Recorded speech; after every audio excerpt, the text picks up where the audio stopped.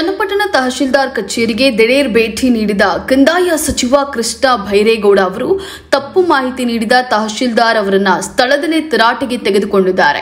ಚನ್ನಪಟ್ಟಣದ ತಹಶೀಲ್ದಾರ್ ಕಚೇರಿಯಲ್ಲಿ ವರ್ಷ ಕಳೆದರೂ ಅನುಷ್ಠಾನಗೊಳ್ಳದ ಈ ಆಫೀಸ್ ಬಗ್ಗೆ ಸಚಿವರು ಬೇಸರಗೊಂಡು ತಹಶೀಲ್ದಾರ್ ನರಸಿಂಹಮೂರ್ತಿ ಅವರನ್ನ ತೀವ್ರ ತರಾಟೆಗೆ ತೆಗೆದುಕೊಂಡಿದ್ದಾರೆ. ಈ ಆಫೀಸ್ ಬದಲಿಗೆ ಲೆಡ್ಜರ್ ಪುಸ್ತಕದಲ್ಲೇ ಜನರ ಸಮಸ್ಯೆಗಳನ್ನು ದಾಖಲಿಸಲಾಗಿದೆ. ಸಾಮಾನ್ಯ ಜನರ ಸಮಸ್ಯೆಗಳ ಯಾವ ಮನವಿಗೂ ತಹಶೀಲ್ದಾರ್ ಕಚೇರಿಯಲ್ಲಿ ಪರಿಹಾರ ಸಿಗದಿರುವುದು ಬೆಳಕಿಗೆ ಬಂದಿದೆ. ಈ ಕುರಿತು ಮಾತನಾಡಿದ ಕೃಷ್ಣ ಬೈರೇಗೌಡ, ಚನ್ನಪಟ್ಟಣ ತಾಲೂಕು ಆಡಳಿತ ಕಚೇರಿಗೆ ಇಂದು ನಾನು ದಿಢೀರ್ ಭೇಟಿಯನ್ನ ನೀಡಿದೆ. ಆದರೆ ಈ ಕಚೇರಿಯಲ್ಲಿ ಪಾರದರ್ಶಕತೆ ಇಲ್ಲ, ಜನಸ್ನೇಹಿ ಆಡಳಿತವೂ ಕಂಡು ಬಂದಿಲ್ಲ. ಅಧಿಕಾರಿಗಳು ಇಂತಹ ಉಡಾಫೆ ವರ್ತನೆಯಿಂದ ನಮ್ಮ ಇಲಾಖೆಗೆ ಕೆಟ್ಟ ಹೆಸರು. ಆದರೆ ಈ ವ್ಯವಸ್ಥೆಯನ್ನ ತಕ್ಕ ಮಟ್ಟಿಗಾದರೂ ಸರಿಪಡಿಸುವ ಜವಾಬ್ದಾರಿಯನ್ನ ಸಿಎಂ ಸಿದ್ದರಾಮಯ್ಯ ನನಗೆ ವಹಿಸಿದ್ದಾರೆ. ಹೀಗಾಗಿ ನಾನು ನನ್ನ ಕೈಲಾದಷ್ಟು ಅಧಿಕಾರಿಗಳಿಗೆ ಚುರುಕು ಮುಟ್ಟಿಸುತ್ತಾ ಜನಸ್ನೇಹಿ ಆಡಳಿತವನ್ನ ಸಾಕಾರಗೊಳಿಸುವ ನಿಟ್ಟಿನಲ್ಲಿ ಹೆಜ್ಜೆ ಇಟ್ಟಿದ್ದೇನೆ ಎಂದಿದ್ದಾರೆ. 7 ವರ್ಷ ಆಯ್ತು ಆರ್ಡರ್ ಆಗಿಲ್ಲ, ಇನ್ನ ಆರ್ಡರ್ ಮಾಡಲಿಲ್ಲ. ಯಾಲಕ್ಕಪ್ಪ ಅಂತ ಲೈವ್ ಮೆಡಿಸಲ್ 8 ವರ್ಷದಿಂದ ತಿರುಗಿ ಸಾಕಾಗುತ್ತೆ. ಇವತ್ತಾಯ್ತದೆ, ನಾಳೆ ನನಗೆ 73. ಈಗ ವರ್ಷ ಬದುಕಿರ್ಬೋದು. ಇನ್ನು 2-3 ವರ್ಷ ಇತ್ತು. ಸೊತೋದ್ಮೇಲೆ ಕೊಡೋದು ಅಷ್ಟೇ ಕೊಡೋದಿಲ್ಲ. ಅದನ್ನೇ ಕೇಳ್ಬಿಡಿ. ನಾನು ಜೀವ ಇರುವ ಹೊತ್ತಿಗೆ ಕೊಡ್ತೀರಾ ಇಲ್ವೇ ಅಷ್ಟೇ ಕೇಳಿದ್ರೆ ಏನೇನೋ ಹೇಳ್ತಾರೆ. ಇದು 8 ವರ್ಷ ಆಗಿದೆ, ಇನ್ನೆಷ್ಟು ವರ್ಷ ಬೇಕು ಕೇಳ್ಬಿಡಿ. 70,000 ರೂಪಾಯಿ ಖರ್ಚು ಮಾಡಿದ್ರೆ 8 ವರ್ಷ ಆಗಿದೆ, ಇನ್ನೆಷ್ಟು ವರ್ಷ ಬೇಕು ಸ್ವಾಮಿ ಅಂತ ಕೇಳ್ಬಿಡಿ ಒಂದ್ ಮಾತು. ನನ್ ಸತ್ತೋಗೋತು ಕೊಟ್ಬಿಡಿ. ನಾಳೆ ನಮ್ಗೆ ಆರ್ಡರ್ ಮಾಡ್ಕೊಡಿ. ಯಾಕೆ ಸ್ವಾಮಿ 8 ವರ್ಷ ಆಗಿದೆ, ಇನ್ನೂ ಆಗಿಲ್ಲ, ಇನ್ನೆಷ್ಟು ವರ್ಷ ಬೇಕು ನಿಮ್ಗೆ? ಸರ್ ನಾನು ಕೇಳಿ ಸರ್, ಸುಮ್ಮನೆ ಸಾರಿಸಬೇಡಿ ಸರ್.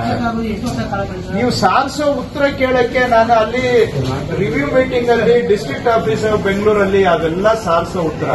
ಈಗ ಅವ್ರದ್ದು ಕೇಳ್ತಾ ಇದ್ದೀನಿ, 8 ವರ್ಷ ಇನ್ನೆಷ್ಟು ವರ್ಷ ಬೇಕು ಎಷ್ಟು? ಈಗ ಅದನ್ನ ಇನ್ನೊಂದು 2-3 ವರ್ಷ ಬದುಕಿರ್ತೀನಿ ಅಂತ ಹೇಳ್ತಾರೆ. ಅಲ್ಲಿವರೆಗೂ ಕೊಡೋದಿಲ್ವಾ? 8 ವರ್ಷದಿಂದ ಹೇಳ್ತಿದ್ದೀರಿ. ಹಂಗಾದ್ರೆ ಖಂಡಿತ ಮಾಡೋಂಗಿಲ್ಲ. ನನ್ನ ಮಗ ಜಗಳ ಕಾಯ್ತಾವನೆ, ಓಡ್ಬಿಟ್ಟು ಹೊಟ್ಟೋಗೋ, ನೀನೇನು ಮಾಡಿಸ್ಕೊಳ್ಳಿಲ್ಲ ಅಂತ. ಈಗ ಅದಾಯ್ತು. ಅವ್ರೆ ನಮ್ಗೆ ಒಂದ್ ಪಾಣಿ ಕೊಡ್ತಾ ಇಲ್ಲ. ಎಲ್ಲ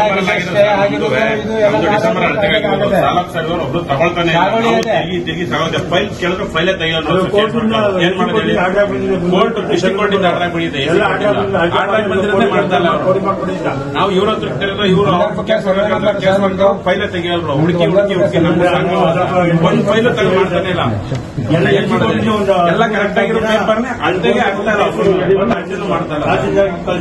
ನಾವು ದಿಢೀರ್ ಭೇಟಿ ಕೊಟ್ಟಿದ್ದಾರೆ.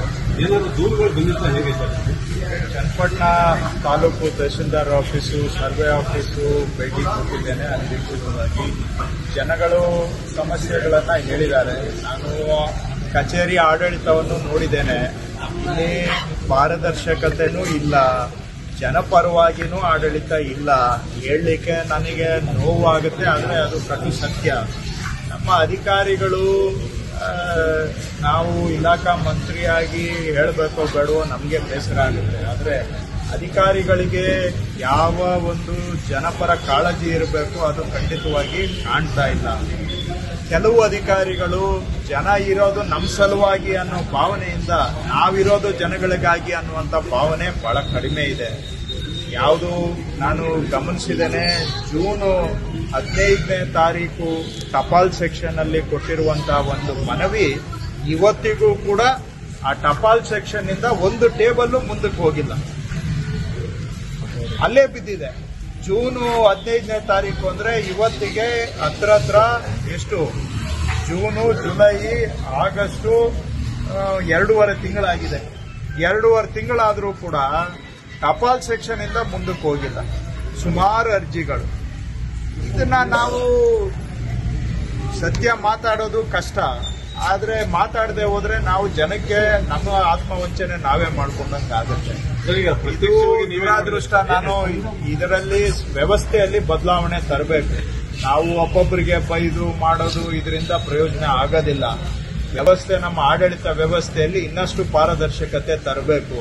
ಎಲ್ಲರಿಗೂ ಕಂಪ್ಯೂಟರ್ಸ್ ಕೊಟ್ಟಿದ್ದೀವಿ. ಡಿಜಿಟೈಸೇಷನ್ ಮಾಡಿದ್ದೀವಿ. ಆದರೆ ಎಲ್ಲ ಫೈಲ್ ಮೂವ್ಮೆಂಟ್ ಇವತ್ತಿಗೂ ಕೂಡ ಪೇಪರ್ ಅಲ್ಲೇ ಇದೆ. ಪೇಪರ್ ಅಲ್ಲಿ ಮಾಡೋದು, ಆಮೇಲೆ ತಗೊಂಡೋಗಿ ಕಂಪ್ಯೂಟರ್ಗೆ ಅಪ್ಲೋಡ್ ಮಾಡೋದು, ಡಬಲ್ ವರ್ಕ್. ಈ ತರ ಏನು ಒಟ್ಟಾರೆ ಇದು ಇನ್ನೂ ಸಾಕಷ್ಟು ಬದಲಾವಣೆ ಅಂತೂ ಆಗಬೇಕು. ನಮ್ಮ ಕಂದಾಯ ಇಲಾಖೆಗೆ ದಿನ ಈ ಕಚೇರಿಗೆ ನೋಡಿ ಈಗ ಒಂದು ಅರ್ಧ ಗಂಟೆಯಲ್ಲಿ ಒಂದು 100-150 ಜನ ಸಾರ್ವಜನಿಕರು ಅವ್ರ ಕೆಲಸಗಳಿಗೆ ಬಂದಿದ್ದಾರೆ. ಒಂದು ಕಾಲು ದಾರಿ ರಸ್ತೆ ಸರ್ವೆ ಮಾಡಕ್ಕೆ ಹೇಳಿ ತಿಂಗಳಗಟ್ಟಲೆ ಆಗಿದೆ, ಇನ್ನ ಸರ್ವೆ ಮಾಡಕ್ಕಾಗಿಲ್ಲ. ಈ ತರ ಅವ್ರ ಜಮೀನ್ ವಿಷಯಕ್ಕೆ ಮೊದಲೊಂದು ವಿಷಯಕ್ಕೆ ತುಂಬಾ ಜನ ಬರ್ತಾರೆ. ಅಂದ್ರೆ ಅವ್ರ ಕೆಲಸಗಳು ಸಮಯಕ್ಕೆ ಆಗ್ತಾ ಇಲ್ಲ ಅನ್ನೋದು ಇಲ್ಲಿ ಭೇಟಿ ಕೊಟ್ಟಾಗ ಸ್ಪಷ್ಟವಾಗಿ ನಮ್ಗೆ ಕಾಣ್ತಾ ಇದೆ.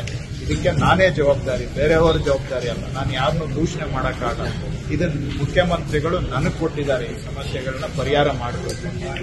ನಾನೇ ಜವಾಬ್ದಾರಿ ತಗೊಂಡು ಇದನ್ನ ಆದಷ್ಟು ಬಗೆಹರಿಸುವಂತ ಪ್ರಯತ್ನ ಮಾಡ್ತಾ ಇದ್ದೇವೆ. ಮುಂದೆ ಇನ್ನೂ ಸ್ವಲ್ಪ ತೀವ್ರವಾಗಿ ಮಾಡ್ತೇವೆ.